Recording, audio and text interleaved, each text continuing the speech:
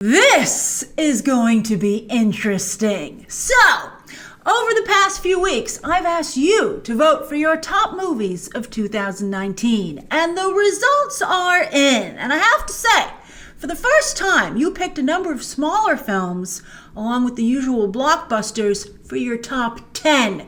They've always popped into the top 20, but it's usually been straight blockbusters for the top 10. So I just think that's more evidence that critics are vastly underestimating genre fans. And I think that as your favorite directors and actors expand their horizons or go back to the obscure films that they were plucked from by the blockbusters, a lot of fans follow them. So I think comic book movies actually expand the horizons of the fandom because, well, I think that it's twofold for why they pick, the certain kind of artistic talent that they've been gravitating towards.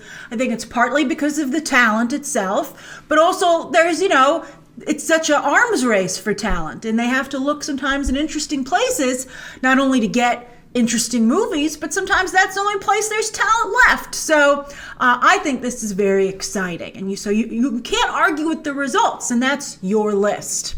Now, before we get to that top 10, I do always like to reveal quickly the top 20 to show you the movies that almost made it.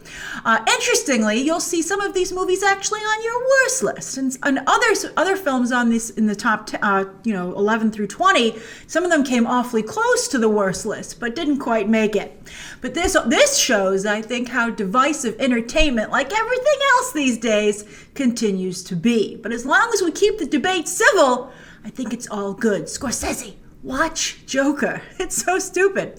All right, so anyway, I am very impressed to see Ad Astra and Booksmart on this list, two obscure films that the media, well, Ad Astra, I'm like the only one who championed that movie. It got a pretty good RT score, but Booksmart, of course, had a lot of fans in the media. But mainstream moviegoers never connected with either of those two movies, at least at the box office. So I'm really happy to see you championing them as well alongside me. I unfortunately missed Booksmart, but this makes me want to take a second pass at it. On the flip side, I think it's very telling that Lucasfilm, Pixar, and filmmakers Tarantino, Scorsese, and Peele, although kudos to Peele for being in that group, so that's the silver lining to this cloud, but they couldn't get their movies in your top 10, and I think otherwise that would usually be a given considering their reputations. But I think it goes to show that they kind of all under-delivered a little bit this year, and also how tough the competition is getting. All right, so let's get down to business. Number 10. Ford versus Ferrari. Wow, that racing drama just beat out all those other movies I mentioned. I mean, that's incredible. A testament to the talent and fan appeal of Matt Damon and Christian Bale, two of the few movie stars left working today. And also director James Mangold. Now, I really appreciated Ford versus Ferrari for its view of business versus art. But that wasn't an overt part of the story. So I would be curious, because again, it beat out movies that you would think would be ahead of it to you guys. So I'd be very curious, as with all these entries, to hear down below why you voted the way you did. And I'm sure some of you will be like, I didn't vote for that stupid movie, it's ridiculous. But again, let's just keep the debate civil, and I'm sure it will be interesting. All right, so again, share those thoughts down below. Number 9, Frozen 2. A little lower than you would expect, but hey, at least it's still on here, right? Unlike the Pixar, those Pixar and Lucasfilm things. Although Disney, what a year for them. But yeah, Elsa dialed it up to an 11, but did she introduce enough new elements? Something that made me think about this the other day was that I was online on the Disney Store website, which I like to at least sometimes browse, if not actually make purchases from. But I saw a costume saying it was the new Elsa costume for the new movie, and it was called Snow Queen Elsa. And it made me wonder, because a Snow Queen, of course, is what the first Frozen was based on. But she wasn't the Snow Queen in that movie. So I guess she's the Snow Queen now. And it made me wonder how many people realized that Elsa had become the Snow Queen. Because she seems to be the queen of all the elements. I don't really know if it seemed like it was particularly she had a monopoly on snow. So I just don't think that came across necessarily. I'd be curious how you feel about it. But still, Disney has a very powerful brand here, which is clearly still a fan favorite. Number 9. All right, number 8, Shazam. I'm sure many of you will be thrilled to see this movie on this list after it did not make my final cut of the year. It was on my halfway list, but I didn't have room for it on my top 10. However, many of you still have lots of love for Mr. Billy Batson. And so does Warner Brothers. His sequel is now officially set for April 1st, 2022, which might be April Fool's Day. Hey, the studios can't help when a Friday lands, and they can't not release any movies for that weekend, right? But this sequel is no joke, with his classic villain Black Adam debuting just a few months earlier, December 22nd, 2021. The Rock ain't playing with his movie because it will feature the JSA, a major upgrade in terms of generating fan interest. Zachary Levi's like, hey, you weren't in my movie, and now I'm not even in your movie? But hopefully, Zachary Levi will get to ride The Rock's bolt of lightning with the sequel. But what about the Shazam kids? By 2022, they might be able to play their adult selves themselves. All right, number 7, I thought this was very surprising. Knives Out! This movie is such a fan favorite that many of you still voted for it, despite Rian Johnson's situation with The Last Jedi. It didn't even come close to being on the worst list either. So it seems that as long as he stays away from Star Wars, you guys don't have too big of a problem with Rian Johnson. You might actually even like him.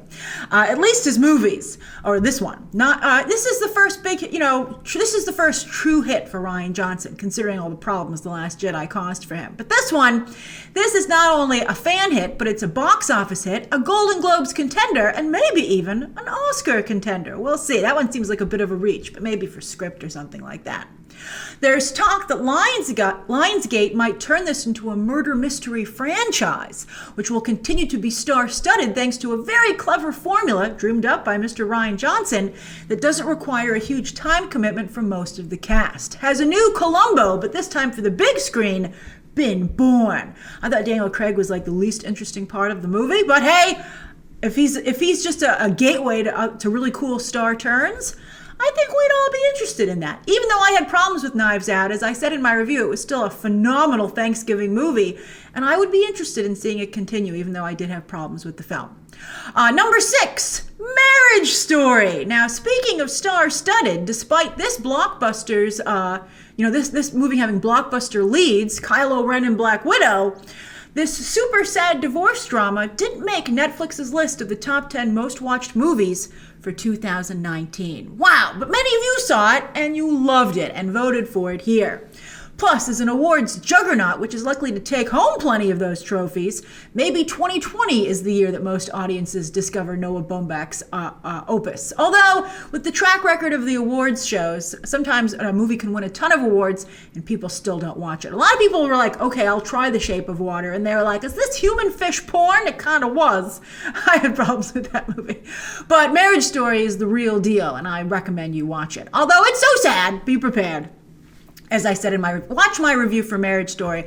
I think that there's a lot of stuff that needs to be highlighted, and I think I'll help. I enjoyed the movie more thinking about it and writing out my review, so I think I could help you enjoy it more too. All right, number 5. John Wick 3. Now, speaking of opuses, John Wick 3 is clearly Chad Stahelski's, with the stuntman turned action director topping himself with each new installment. I don't know how he can top John Wick 3, but I'm excited to see if he can with John Wick 4, which we're racing towards. This is the crown jewel of the Keanu-sance, this franchise, and the John Wick movies are cost-effective crowd pleasers, which pleases Lionsgate. And this gives them the studio its second movie on your list. Isn't that incredible? Not only has the studio come roaring back to life this year, but with an entirely new identity. Number 4, this one was really a welcome surprise. Parasite. Now, that's how good this movie is. There is a South Korean film in a foreign language at number 4 on this fan list. That's incredible. And now, when it comes to first place votes, the way this voting works is that you get a full point for every first place vote, and then I start to depreciate the value of a vote with, the second, third, fourth, where the films are ranked. And Parasite, this was actually number 3 when it came to, genuine first place votes. But where it lost ground and why it ended up at number 4 is that fewer people put it lower down on their lists. So if you saw Parasite, it was most likely your number 1, or it wasn't on your radar at all. But that's amazing. I mean, for a foreign language film to hit home with so many of you, it just shows the universal quality of Bong Joon-ho's opus. Yeah, Tarantino, Scorsese, and Peele did good work in 2019, but it took filmmakers doing their best work to make your top 10 list. As I said, the competition was tough in 2019.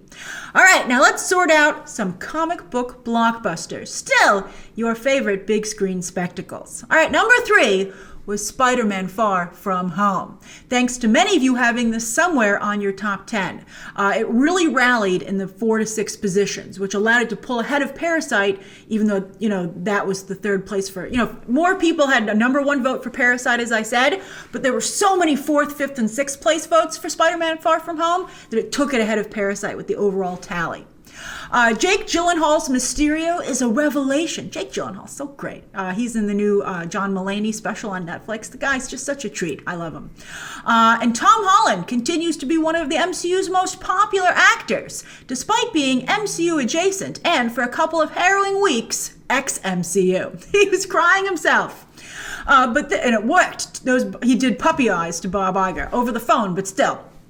But this movie, with its incredible reveals and world building, sometimes more than most MCU movies, in fact, it not only built up the Spider-Man universe, but enriched the MCU as well. Plus, I feel the Spider-Man movies have a slightly edgier, riskier feel. I know that Kevin Feige advises them, and he lends a lot of his wonderful toys to Amy Pascal, but I don't know if I could see a Mysterio character in an MCU movie. I think Amy Pascal's Spider-Man movies are, as I said, a little edgier.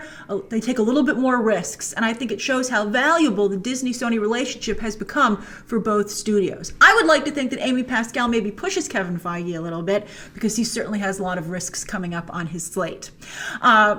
But it's very interesting. So who's number 1? All right, so this was the big question. I told you it was close. I told you it was a squeaker. And I gotta tell you that when it came to just pure number 1 votes, Joker actually had the edge. But, I'm afraid there's a but here, Joker fans. Support for the film fell off considerably after the first 1 through 3 positions, while Avengers Endgame had strong support up and down many of your top 10 lists. I don't know if some of you had it lower down or some of you just voted Avengers Endgame for your whole list. But it proves that, yet again, the MCU's biggest strength is the fan base that Kevin Feige has built. I call you Marvelites. Sometimes I'm joking with you, ribbing you, but a lot of times I'm saying it out of respect. It's an incredible force. So yes, Joker ended up being number 2 when it came to the final tally. But let's talk about, it's still a huge achievement, right? So like Christopher Nolan before him, Todd Phillips showed the power of taking the Batman mythology seriously and applying it to real life. He did so even more than Christopher Nolan, but Christopher Nolan, I think took those important first steps. He walked so that Todd Phillips could run. I also think this proves that the Batman mythology particularly resonates with a lot of people. There's just something about it that, I'm not saying the other comic book characters like Superman and Wonder Woman and maybe someday the Flash and Green Lantern and Aquaman can get there, but there's just something about Batman which gives me great joy, as I am one of those Batman hardcore fans. There's just something about it that really works. But while Joker has always been popular, I think what's really interesting here is that Todd Phillips managed to make Joker a sympathetic and relatable character. That's not only a testament to Phillips as a cinematic visionary, but shows how bad things have gotten in society that people are drawing a parallel with the Joker instead of Batman. Wow, Todd Phillips did alter the character, but that's incredible. And I have to say, speaking of Phillips, it sort of makes sense that a frat boy director who has built a career of depicting what these days might be aggressively labeled, and I think somewhat unfairly, well, in some cases accurately, but toxic male behavior, that director would be the one to make this connection, I think is fascinating. It's really cool. And I think that, Todd Phillips is having a difficult time with some of the media and online reaction to his movie. But I think he should embrace the complexities of what's going on here. He kind of is. I see him misquoted a lot, though. I saw one quote where someone who said, he says that Batman has nothing to do with the appeal of Joker. That's not true. Todd Phillips didn't say that. He said he thinks that this movie has more than just the Batman situation, that he built on that, and I think that's totally true. So I'm sure it's very frustrating to be Todd Phillips. It's frustrating for it's not frustrating for everybody right now. You just got to deal with it and power through. But anyway, the Joker, the movie, scares a lot of people just as Joker the character or the villain does. But I think to dismiss either would be a mistake. All right, and of course, your number one movie of the year is the number one movie of all time at the box office. The ultimate decider, in black and white or in green, is Avengers Endgame. At a time when fans expect big payoffs for investing their time and energy and become quite upset when they don't get it, Kevin Feige, the Russo brothers, and their cast, and I think credit also goes to the screenwriters, but the screenwriters haven't been consistent throughout. The Russo brothers, of course, directing many movies. But they delivered a 10-year payoff. That's incredible. Fans in Hollywood have never seen anything like this.